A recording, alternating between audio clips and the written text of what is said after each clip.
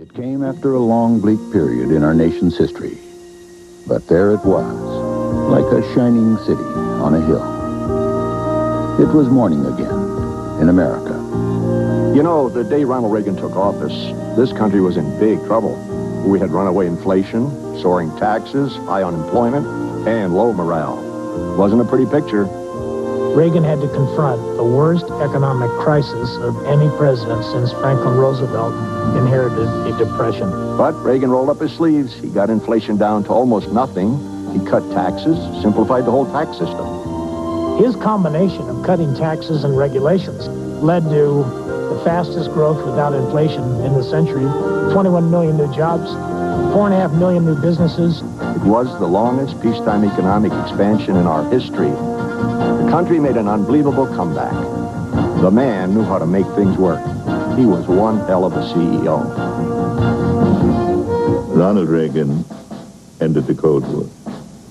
First, he had to stop the American retreat, which saw American hostages in Iran, Soviet occupation of Afghanistan, and other problems all over the world. He stopped the Soviet advance by building up a military establishment and by developing the concept of strategic defense, which provided a huge incentive for the Soviets to come to the bargaining table.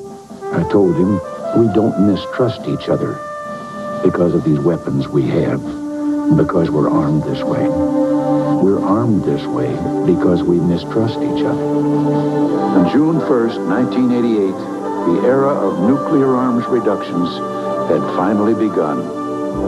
But despite our success, we still had some serious barriers to overcome. For too long, an ominous wall had been a sign of oppression and fear across a continent. Mr. Gorbachev, tear down this wall. The Iron Curtain came down for good. And the special joy I felt was that the answer came in my own lifetime. And he had taken a society from a period of withdrawal to the greatest diplomatic victory of the modern period. I think Ronald Reagan will be remembered in the history books as the true last lion of the 20th century. I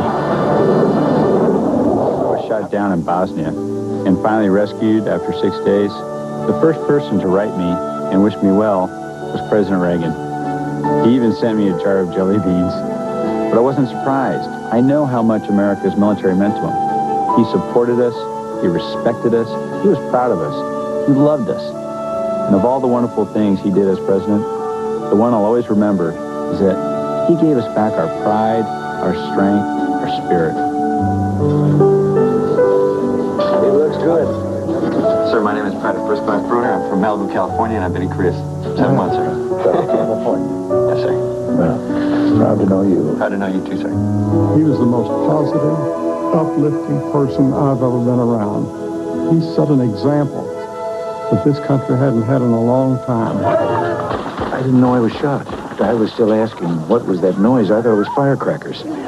His life was in a balance right there. The American public didn't know how close he came to dying. When I walked in, they were just concluding a meeting in the hospital of all the doctors associated with the hospital. True, when I saw all those doctors around me, too, I said, I hope they were all Republicans. I always felt that President Reagan had this gift for winning. This beautiful optimism that made us all see the glass half full, not half empty. We saw him really as a national grandfather, a paternal and eternal optimist. And he did it all with such a wonderful sense of humor, most of it at his own expense. And we loved him for that. When you went in to see him, you got uplifted. You may not even agree with everything he said, but you felt good about how he did it. And American people, I think, just loved him. All right. I'm willing if you are.